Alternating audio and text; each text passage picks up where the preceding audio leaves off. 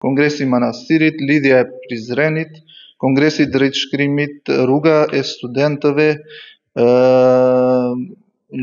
Линдита Амети, Ибраим Ругова, Ахмед Зогу, Руга е Микелит, Руга Џамија е Ларме, Антон Сандори, Антон Зако Чајупи, Алипа Штепелена. Ова се само дел од имињата што граѓаните ги предложија за именување на улиците во Тетово. На третата јавна дебата организирана за работата за именување на улици, председателот на комисијата Арѓен Велиу посочи дека е донесена одлука да се користат само имињата на личности кои веќе починале. Критерии парë, të cilin e kemi përcaktuar në si grup punë, është që personi emri të cilët ishte i propozuar të mos jetë në mesin e të gjallëve, respektivisht të ketë ndëruar jetë apo të jetë i vdekur.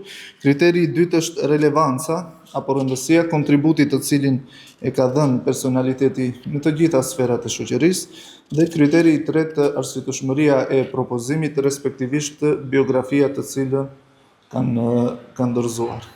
Sa nga kohë dhe përse kohë, më të ngalimi e 20 Po tani në qoftë se bazohemi në kriterin e parë, mendoj që numri do të përgjysmohet, sepse nga eksperienca shoh që kemi shumë propozime të personaliteteve të cilët janë të gjallë.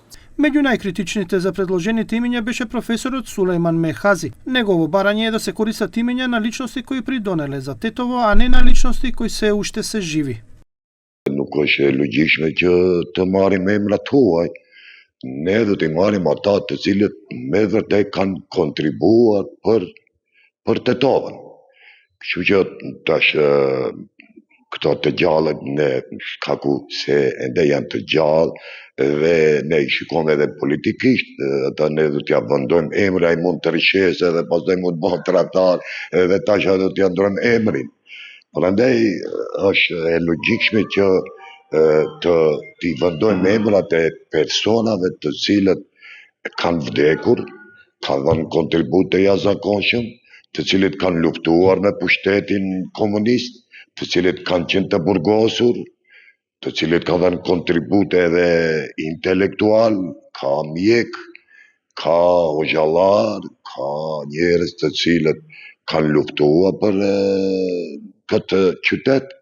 Агон Мемети, наследник на доктор Џафер Сулејмани, беше предлагач за името на докторот. Тој ја поддржува идејата за именување улици по личности од Тетово за подобро препознавање на историјата на градот.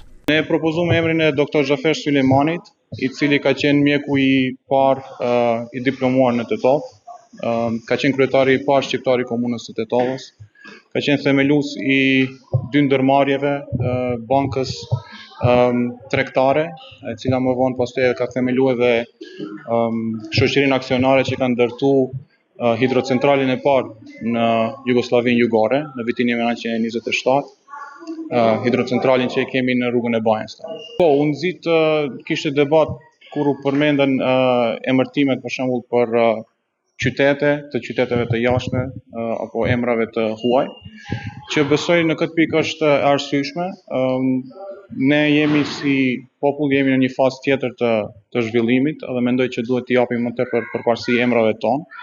Në base edhe atyve lokal, që kjo të hapë rrugën që më mirë të njohim edhe qytetin, të njohim edhe këta figura që në një mënyrë do të ndihmojë edhe në ngritjen e vetdijes tonë edhe të krenarisë të tetovarëve. Комисијата за именување на улиците ќе се сретне повторно за да се изберат имиња според поставените критериуми. Очекувањата се до крај да останат околу 300 имиња до 350 имиња. Инаку во Тетово се регистрирано вкупно 297 улици, од кои 216 се без број и име, а 80 други имаат потреба од промена на името, бидејќи се смета дека немаат допирни точки со мултиетничката реалност во земјата.